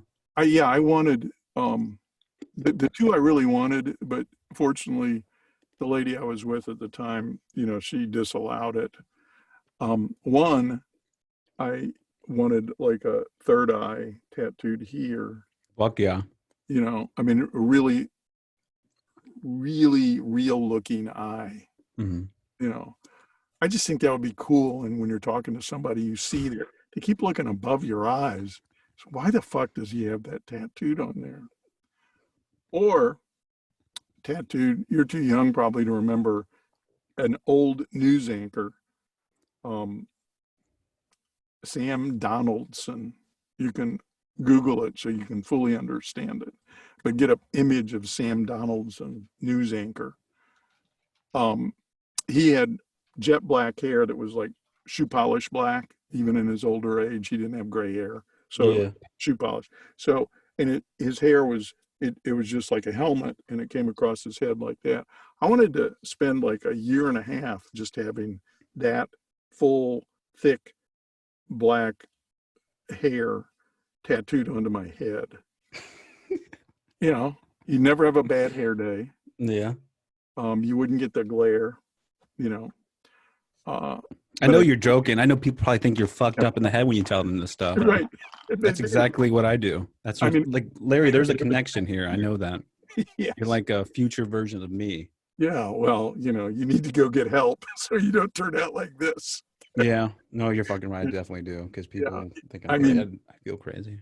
only Sometimes. if you're thinking this is where you'll end up. You don't want to be bald head. No, it's definitely happening. Did you have blonde hair when you were younger? No, it was actually brown. It was Brown. dark brown Mhm. until I was, I don't know, I want to say a freshman in high school. And I started getting gray hair, which was really cool. By the time I Fuck. turned 20, 21, women thought the gray was really cool. And then when I started losing my hair in my 30s, They didn't think that was cool then. yeah, but then when you meet people, and they go, "Oh man, bald's really cool." The only people that Mhm. say bald is cool are bald people, and I don't say it's cool. Or the women you're with, because if they're with you, what are they supposed to say? I'd rather have a guy with hair. Well, then go Uh-huh. get him, dude. You know.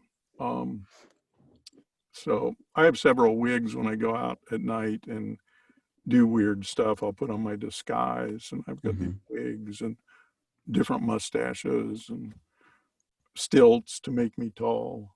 Yeah. And I it, believe that. yeah, most of it's pretty unbelievable, Mhm. literally. Uh, You hunt people, don't you? You want to go kill them too? well, I don't so much want to kill them. It's Beat the shit but out of them. I sometimes, yeah, some of them, but I do Mhm. like the hunt. I do like the hunt aspect, Yeah. and to terrorize them and then let them go without hurting them. That's a good idea. Yeah, it's good for a boring night. Um, yeah, yeah, no, I don't want. I did have to terrorize some neighbors this morning because the city decided they'd finally repair these street utility cuts on the street for like 2 blocks. Mhm. Um, and so they posted these signs yesterday morning that Wednesday, this is no parking Wednesday from 8 a.m. till 4 p.m. so they could get the street repaired. Right. And it's weird how many people either don't see these signs, and I mean, there was a plethora of them because there was 3 cars parked there this morning, which I didn't think much about because the street wasn't the street crews weren't out. Mhm. Then all of a sudden they come with 3 trucks, and their diesel engines are running, and I look out the window and 1 car is still parked there. So I kind of know where the guy lives generally, but Mhm. it took me 4 tries and a lot of banging on the windows and doors to finally get somebody to open. I go, "Is that yours?" And he goes, "Yeah." Now he sees the trucks and he saw the sign right in front of his car that said no parking today. It's fucking parked there anyway. Yeah. And then he goes, well, should I move my car? And I said, not unless you want it towed. But the dude asked me if it was my car because they're getting ready to call the tow truck. So it's all up to you, guy. And he goes, I'll move it. Wise choice. Yeah. I would love to kick his ass, like you, just for being a fucking moron. Yeah. I mean, really, and there's whole not a town. car.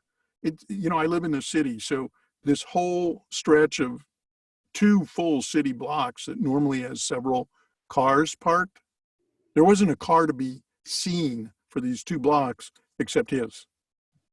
See, I can't picture you living in the city. I picture you more as like your own piece of property out in the middle of fucking nowhere. Yeah, that's where I kind of out nowhere, but close to city for convenience and fun. Mm-hmm. But no, I no, I'm a city dweller. Fuck that. I hate Small the apartment. city. I like it. It's just me. Mhm. In the apartment, obviously, I live in the city, so it's not just me. But This is true. it's kind of exciting being urban, like especially in St. Louis. We're a very Ugh, diverse I city. hate St. Louis is disgusting. It's a Yeah, gross ass compared place. to the places I've lived, but I've really over the last 6 years, I've been here 6 years now, and it's kind of a cool city. And the best part about it is one of my children and 2 of my grandchildren live here, so it's Uh, the first time in, I mean, many years that we've lived in the same city. So it's family's pretty cool, like kids and grandkids. mhm. Uh, and so I've got a chance to spend time with them, and that makes it pretty nice. But I love the desert. I moved here after living in Arizona for 15 years. Uh, Yeah, that seems like it's more your style. yeah, I'm gonna probably, if I make it long enough, I wouldn't mind dying in the desert. Although the thing that scares me is with how my kids close at hand. Mhm. Who's going to make sure I don't end up in a nursing home and just give me the pill and put me down. Larry, You know, you put me in charge of that. I'll make sure I fucking kill you. I'll put you down. well, all right, but without pain. I mean, just one Yeah. bullet No, no, no. We won't do the bullet. I'm gonna drive you to Oregon so you can and get just that let pill. them. Hmm. Oh, to get the pill, exactly. Well, I'm hoping Hmm. here soon, maybe Missouri will. I think there's like 10 or 13 states that have that. And I talked to my daughter about that. That even if I had to go to Oregon to get the pill, Hmm. even though you're supposed to do it, I think within 12 months, the pill's probably still going to work in 18 months. Yes. Or if not, just get an extra one. Yeah. Uh, Wait, it doesn't work instantly? You can't die within a 24-hour period?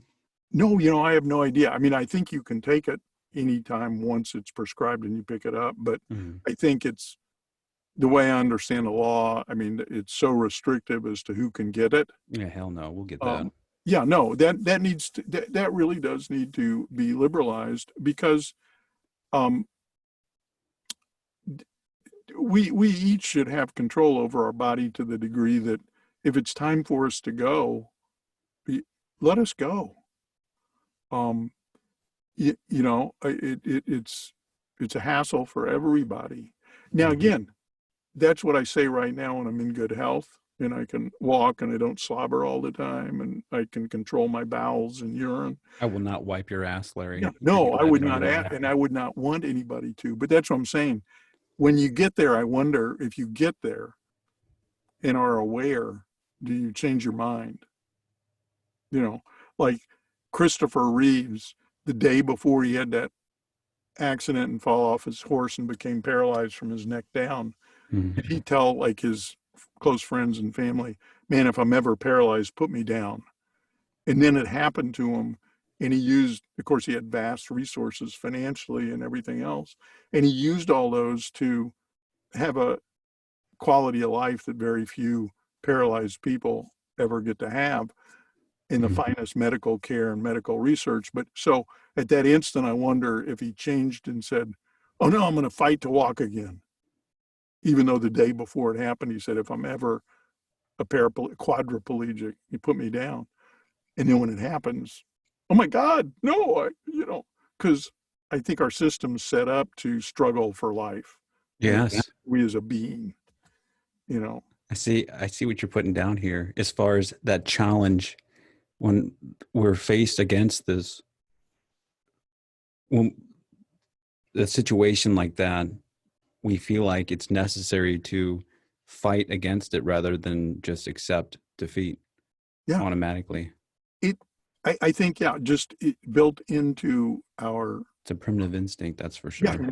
instinctually, just like any other animal, just like any other life form. I mean, you look at a plant, you look at a bug, you look at any animal. We're included in the animal part. The only living being, perhaps that well, even AI, I think, is designed to continue to live. But we Mhm. as animals and forms of life, as we think about forms of life, biological forms of life, and there's some debate whether AI is in fact a biological form of life. But every living thing struggles to stay alive. That's kind of its purpose: stay alive and propagate. Um, It's like the law of thermodynamics or some shit, the first law. yeah, I mean, so it that's why I think I've heard, I've never tried it, and this I would not try. It just doesn't sound pleasant. But allegedly, we can't suffocate ourselves. You know, you, Well, your instinctual bodily reaction is to finally let go because you got to yeah. breathe. Although there's a movie with uh, This is it'll about to get weird, isn't it, Larry? Go it ahead. is it is. But in the movie, this dude, an ex-military dude, he uh, he killed his wife, put on his uniform, and there's a whole bunch of reason why this took place. But the shortcut is he kills his wife by suffocating her with a plastic bag and duct tape. Mhm. And he was able to restrain her while she was fighting. And then he made sure his military suit with all his medals and honors Yes. was all Ribbons. just like pristine, like a soldier would be. Fuck yeah, it's got to be.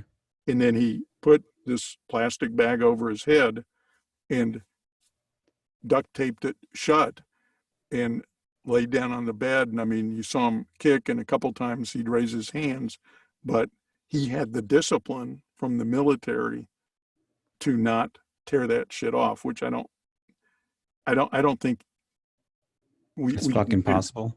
yeah, I think we would tear it off to the, yeah, it could be he taped it on well enough so that even as he was trying to struggle with it, it was too late Mhm. and he died. But anyway, it's weird that I go down these just weird fucking paths. No, no, it's interesting because I think that's like some straight determination shit to ride that out. I Yeah, like that. yeah, it's But Larry, if you want to kill yourself, let's get that out there right now, or you want to die when your body isn't fully functional, yeah, you let me know. Don't let your kids know. Just say, okay, Ray, come over here, pick me up, take where we got to go. Even though you can't articulate what the fuck you're saying, I'll know what to do. yeah. I'm Well, gonna get if out you this. know it, that's fine. Yeah. Um, that's all I need. Because one, I'm a wuss bucket, Hmm. and two, as I've aged and have seen contemporaries early on, I mean, in their 20s all the way up through, today, if you will, suffer some serious illness. I don't think I'm strong enough to even fucking fight serious illness and the therapeutic end and what it does to your body and you have no bodily function or you can't eat like you used to and you know Hmm. you can have that great morning dump you know Yeah. with a nice clean wipe. I mean, those are quality of life things to me. I don't want a diaper. I don't want to Yeah. have a feeding tube. I don't want to That. be relying on machines to keep me alive because you know back in the day of the caves and Neanderthal people, Hmm. true, you only lived to maybe, I don't know, 26 or so, Oh yeah. but you were a vibrant hunter and gatherer. and, uh, procreator of life. And, when the saber-toothed tiger came and got you, it was all over. Like, yeah, it Or, was. if you cut yourself and got an infection, you got sick and died. Hmm. There wasn't somebody that, put you onto machines to keep you alive another year and a half, only to say, Larry's been in this coma on this machine for a year and a half, and we're pretty confident right now we can't do anything. For the last year and a half, he's been like this. Don't you think it's time to pull the fucking plug and make Yes. room for another COVID patient? Mhm. I mean, it's a lot of suffering for a lot of people, I think. Larry, that's pretty specific. Are you having some thoughts about death here? You getting closer? Yeah, only because insurance age, I just Mm-hmm. turned, August 3rd, insurance you age at the 6 month point. Mm-hmm. So, they round up, right? Yes. So August 3rd, I turned 70 for insurance purposes. Mm. 70 is fucking old, Yeah, man. it is. And it happened really quick. You say, well, it happened over 70 years, but I get that. But time's so relative. I wonder how I got here. And 70-year-old, even Mm-hmm. now, I'm 70 years old. 70 years old, no way you look at it. I know people are living till 90, so that's 20 years from now. But Mm-hmm. what I'm telling you is, yeah, 70 is old. I feel good. I mean, I'm probably, not to be self-serving, but I'm probably in better shape than a lot of 70-year-olds. And there's probably a lot of 70-year-olds that are in much better shape than I am. Mm-hmm. But it's frightening only because I know chronologically, look, from an actuarial standpoint, our average age as a male non-smoker, our average age is 77. Yes. So Yes. actuarially, I got 7 years left. Now, I that's silly because I can walk outside and be run over by a truck.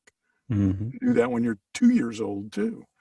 But just from a chronological standpoint, yeah, I'm definitely in the fourth quarter. I may be in overtime, you know, Mm-hmm. metaphorically. So death doesn't um, monopolize my thought, but I know that uh, probably in different terms, I've got maybe 14, 13 summers left, you know. So let me ask you this, Larry. How do you want to spend your remaining time alive on this planet? And do you believe in reincarnation? And also, do you believe that? Nah, we'll come back to that. Wow. Let's go over Well, those two first. I believe in afterlife. I'm not sure what exactly how I believe in an afterlife. I believe that when we die, I just feel that's not it. Okay. Good, bad, or Mhm. indifferent, what may happen after. Could it be reincarnation? Yes. Could it be, living in the house of the Lord forever and ever, and it's all cool, and you can eat as much ice cream and red meat as you want. You don't Yeah, it even sounds like have to bullshit. exercise unless you like it. Yeah. Um, you know, or, am I gonna like be with all my buddies down in hell burning and, living with Lucifer and those guys? Um, and I don't think about that stuff, but um the first question you ask is actually a soul searching question. I mean, what do I want to do with the rest of this? Yes. Because a lot of guys, when I say guys, gals, I mean, they hit their late 60s, early 70s, and because they have another 15 or 20 years to go, they do vibrant, important shit in the last quarter of their life. And right now, knock on wood, I mean, I'm Mhm. physically, I'm able to do a lot. This is when I should be leaving that legacy so that the little speck of time I occupied here on earth, I did some good for some people. And I'm not sure how to actualize that. What can I do to have the most impact on the most people that will improve their lives today and people's lives beyond their lives? Is there something I can do? And is it just be kind to everybody I meet? From an I esoteric. mean, Yeah, shit, if we were to look at that real quick, because I can't hold it back any longer. If you be kind to everybody you meet, yes, that's a good thing for you. But in reality, it does nothing for the exactly. community because nobody's going to take that away. People are still Nobody's going to remember, hey, stuck, Larry was kind to me. You remember that stuck in day? their own fucking head. They're all selfish. But I think if you're looking for something, what I see is you just learn this not too far from here as far as you wanting to leave a legacy, wanting to make an impact, just the thought of wanting to do something good. What if you were able to inspire people at an earlier age to have these thoughts sooner rather than at the end of their lives?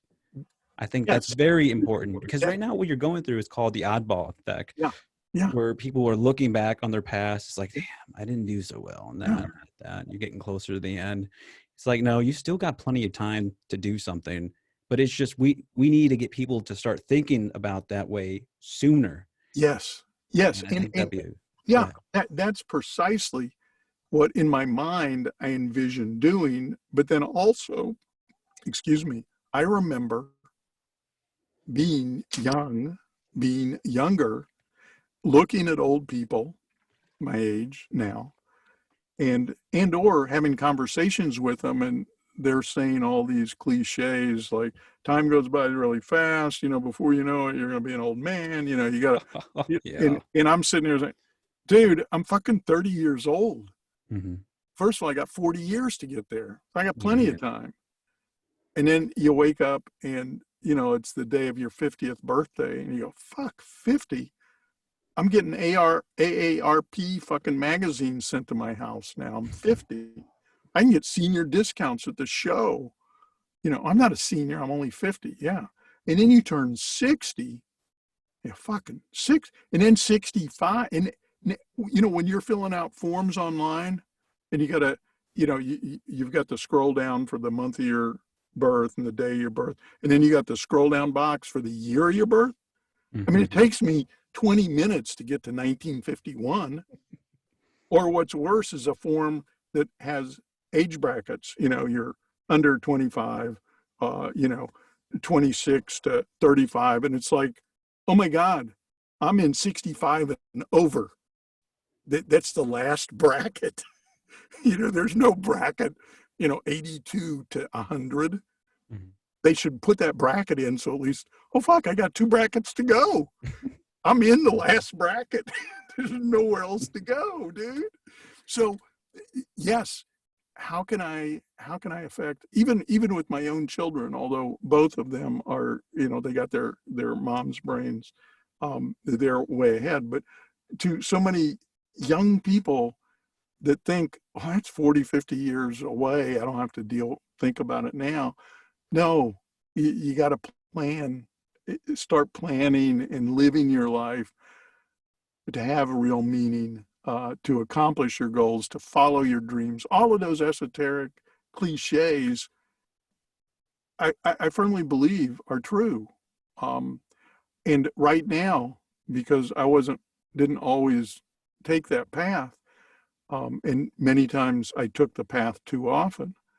Uh, I find myself today having a number of regrets that I can't get rid of, and I don't when I leave this world, I'd like to leave without any regrets. And those regrets are all internal more so than anybody else knowing them, if you will. Uh, and and I should let go of so many of the regrets because you can't just go through life kicking yourself in the butt. I shoulda, woulda, coulda. Hmm. Only if my fucking aunt had balls, she'd be my uncle. That's So if true. doesn't do anything, Hmm. shoulda doesn't do anything. Yet I think it's human nature to be really hard on ourselves. And when you have 70 years to look back on and say, look at all this shit I did wrong, knowing what I know now, well, half the time when I was doing it, I knew better. But you're young and fucking footloose and fancy free, and 70 ain't ever coming. It's years away. Oh, it's fucking coming, whether I like it or not. I'm just questioning myself. Do I want to beat it? Do I want to kill myself before No, that happens? no, Or I'm no, joking. no, I know. But I mean, this is a lot of people, you know, they seriously question like that. Mhm. I dealt with suicide. I mean, you know, straight on, Yes, with a loaded 357 to my head in the parking lot of a Walmart in Austin, Texas. I believe that. And there was a big part of me that really wanted to do it, yet there was a small part of me that was really frightened because of the afterlife. And I made a couple phone calls that were, I really needed these people, you know, not to say, yeah, go ahead and pull the fucking trigger, Oliver. I wanted them to say, no, don't, promise me you won't, because I knew there was that little bit of doubt. Hmm. And making that kind of decision is the only decision in life that you can't redo. There's no do-overs.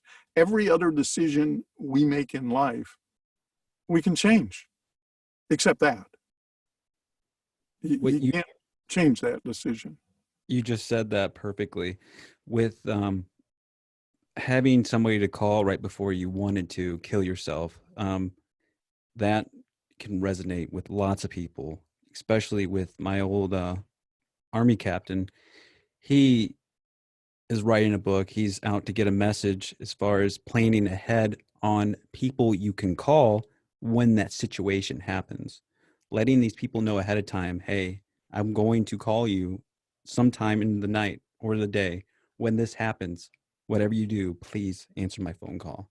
Right. Having that planned out when that situation does come can save somebody's life. Yeah. And I'll tell you, you know, my personal situation, yeah, I didn't plan on doing any of this. I mean, it was spontaneous. But like I said, Oh, when I yeah. was sitting there and it was that decision moment, okay, all you got to do is, you know, I swear to God, the, Oh, you swear to me, Larry. Don't okay, swear I to swear to Greg, I swear to Greg, I swear that I even had the hammer pulled back. It was a pistol. It was a revolver. Mhm. And you know guns.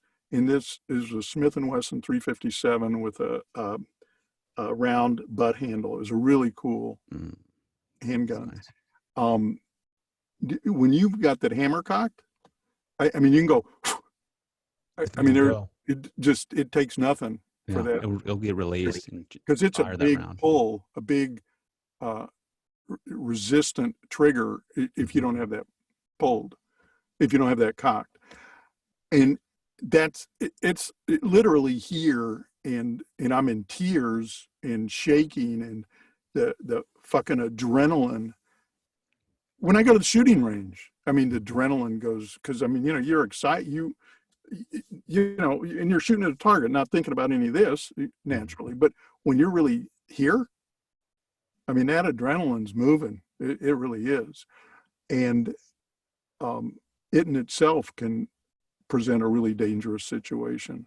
But yeah, and I said, there's that little piece of me that knows I shouldn't do this. You know, and I just, the two phone calls I made, that, you know, I don't know that they or anybody else that knows me will ever hear this. And, you know, I'm not going to mention their names, but thank goodness, one, they answered the phone. Uh, and two, they didn't say, yeah, well, go ahead, I'm busy, you know, uh, and you know they talked me down, uh, and you know I'm glad for it. I'm glad for it because it, there's those days when I wake up and this world is really beautiful, Mhm. um, and I don't know what that other world is like, but I know what this one's like. And you know, there's just a lot to be grateful for, and I'm not going to continue going down this. Uh, No, I have one question, Larry. I'm not going to chime in on my past, but I wanted to know as far as what did you say once they answered the phone? if I remember correctly, it was something to the nature that, you know, I'm sitting here in Walmart parking lot with my gun to my head and I'm going to blow my brains out. Mm, Uh, Tell me why I shouldn't. Or, I mean, I gave them, which wasn't fair of me to mhm. put.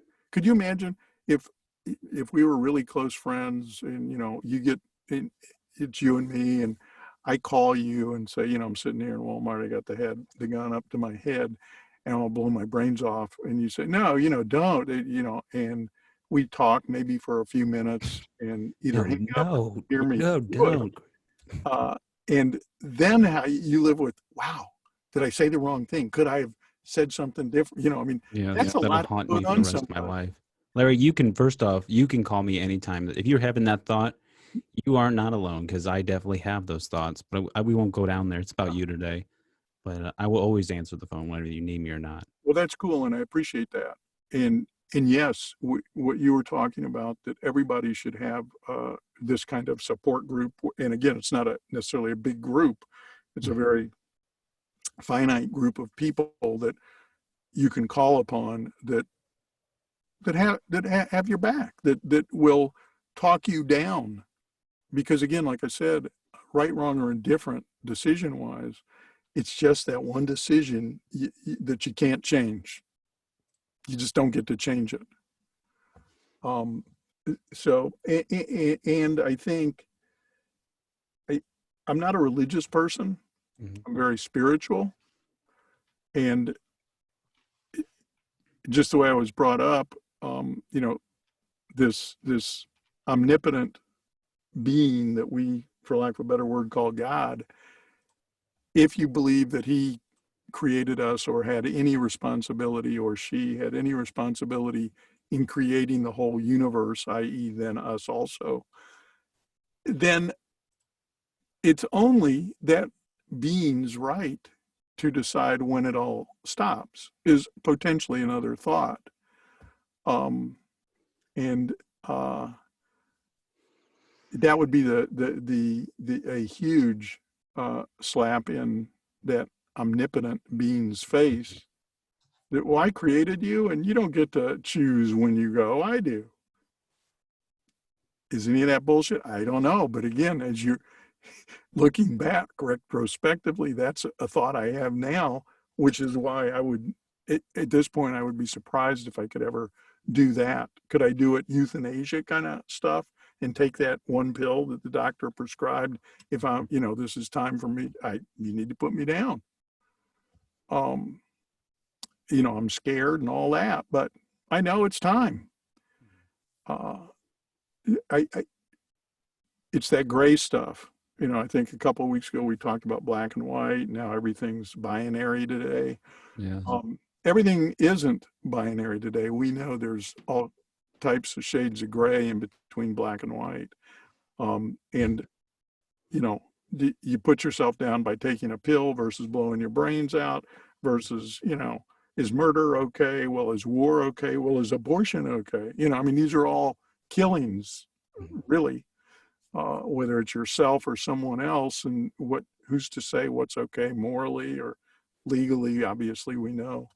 Yeah. Um, but yeah, there's a lot involved. And No, I yeah, just wanted to say something, Larry, as far as I want to link episode 19 into this, as far as the mhm. biggest obstacle, culture of toughness and self sufficiency. Episode 19, that's with Bobby Tester, where he wanted to kill himself during such an intense situation that he was going through in his military career, which ended up getting him in a psych ward. And he goes into the practices of what he learned from and what he can contribute to today for people who are going through this situation. And oh, we should have linked that in there. That's um, yeah, and I need to listen to that. Hmm. Like I said, there's and maybe this is my quest these last years I spend here, is a way to have that positive impact on a lot of people, not only in getting young people to realize every hour they're getting older, Mhm. but also helping people understand that no matter how bad it gets, uh, it's gonna get better. Mhm. It really is. But in order, it's easy for me to say that, but if you're, as you well know, if you're going through that and you're at that point where I'm at the bottom Mhm. and somebody says, no, it's only going to get better. What the fuck do you know? And I can't see how it's going to get better. Um, it, It's all based off your positive outlook on life. If yeah, you wanted to get better, yeah, it's controlled exactly. through Because your we control that. positive. Yeah. We get to choose our attitude every day, Yes. and in our happiness or sadness or anger or whatever emotion we're feeling, they're internal. We get to choose how we're going to be every day and every minute of our day. Somebody else doesn't make me happy. Somebody else doesn't make me angry.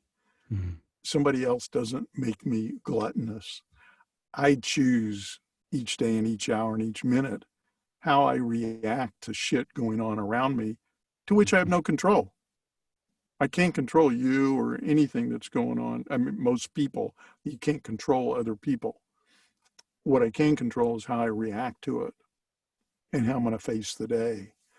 And for me, I've found it's a lot easier just to be happy. Sometimes to the extreme, I'm happy-go-lucky and got my head in the clouds or up my ass, however you want to look at it. I'm Definitely not on that your flexible. ass.